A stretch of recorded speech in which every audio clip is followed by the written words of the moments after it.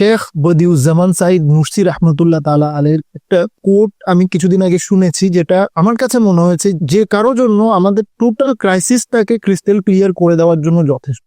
Sheikh Nursi রহমতুল্লাহ তাআলা আলাইহি এভাবে বলছেন যে আমাদের শত্রু তিনটা এবং সেটাকে হারানোর ওয়েপেন্সও তিনটা। আমাদের শত্রু হচ্ছে অজ্ঞতা, যেটা হচ্ছে জাহালাত, আরেকটা শত্রু হচ্ছে পভার্টি, দারিদ্র, এবং আরেকটা শত্রু হচ্ছে কনফ্লিক্ট, বিভেদ। এবং এই তিনটা শত্রুর বিরুদ্ধে জিহাদ করতে হবে তিনটা অস্ত্র দিয়ে। একটা অস্ত্র হচ্ছে জ্ঞান, নলেজ, যেটা জাহালাতের এগেইনস্টে ফাইট করতে আমাদের ব্যবহার করতে হবে। আরেকটা ওয়েপন হচ্ছে আর্ট, অর্থাৎ স্কিলস, দক্ষতা, যেটা দিয়ে আমি পভার্টি থেকে বের হয়ে আসতে পারবো।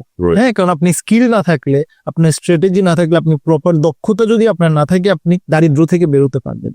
আরেকটা অস্ত্র হচ্ছে ইউনিটির অস্ত্র দিয়ে আপনার কনফ্লিক্ট থেকে বেরিয়ে আসতে হবে। তো এখানে আমাদেরকে বুঝতে হবে যে কেন তিনি এই তিনটা সমস্যাকে আমাদের শত্রু বলেছেন। কারণ একটা জাহিল কমিউনিটি কখনো তার এনিমিদের উপর গালিব হতে পারবে না, তার এনিমিদেরকে হারাতে পারবে না, তার শত্রুরা যেভাবে চায় সেভাবে চালাতে পারবে, কারণ সে বুঝবেই না যে সে কারো দ্বারা পরিচালিত হচ্ছে। আবার যখন আপনি গরিব থাকবেন, হ্যাঁ, তো আপনার 2 বিলিয়ন পিপলের মধ্যে আমরা কেন আপনার একটা পাওয়ারে পরিণত হচ্ছি না? আপনার 2 বিলিয়নের মধ্যে যদি আপনার একটা বিরাট অংশ গরিব থাকে, সেটা বাকি অংশের উপর বার্ডেন, রাইট? হ্যাঁ, তাকে আপনি কোনো কাজেই লাগাতে পারছেন না, উল্টা তাকে চালানোর জন্য বাকিদের রিসোর্স ওয়েস্ট হচ্ছে।